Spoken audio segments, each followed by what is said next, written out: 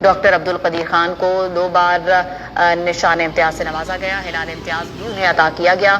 وہ 1936 میں بھوپال میں پیدا ہوئے. آج 85 برس کی عمر میں انتقال کر گئے. 1952 میں ڈاکٹر عبدل قدیر خان پاکستان منتقل ہوئے تھے. 1952 میں انہوں نے اپنی ابتدائی تعلیم مکمل کی. اس کے بعد 1956 میں گریجویشن کی ڈگری انہوں نے حاصل کی. ڈاکٹر عبدل قدیر خان اسٹڈیز کے لیے بیرون ملک بھی مقیم رہے. جب انہوں نے اپنی اسٹڈیز مکمل کی اس کے بعد وہ پاکستان منتقل ہو گئے اور پاکستان کی انہوں نے خدمات کی. پاکستان کی خدمت کی. محسن پاکستان ایٹمی سائنسدان عبدل قدیر خان ہم میں نہیں رہے ہیں. ڈاکٹر عبدل قدیر خان انتقال کر گئے ہیں. پی ایچ ڈی کی ڈگری انہوں نے بیلجیم سے حاصل کی اور ڈاکٹر عبدل قدیر خان نے بعد میں پاکستان منتقل ہو گئے. ان کی خدمات کے اعتراف میں انہیں ہلال امتیاز اور نشان امتیاز سے بھی نوازا جا چکا ہے. ڈاکٹر عبدل قدیر خان کی طبیعت کچھ عرصے سے ناساز تھی. اب تک کے لیے اتنا ہی. دیکھتے رہیے ہم.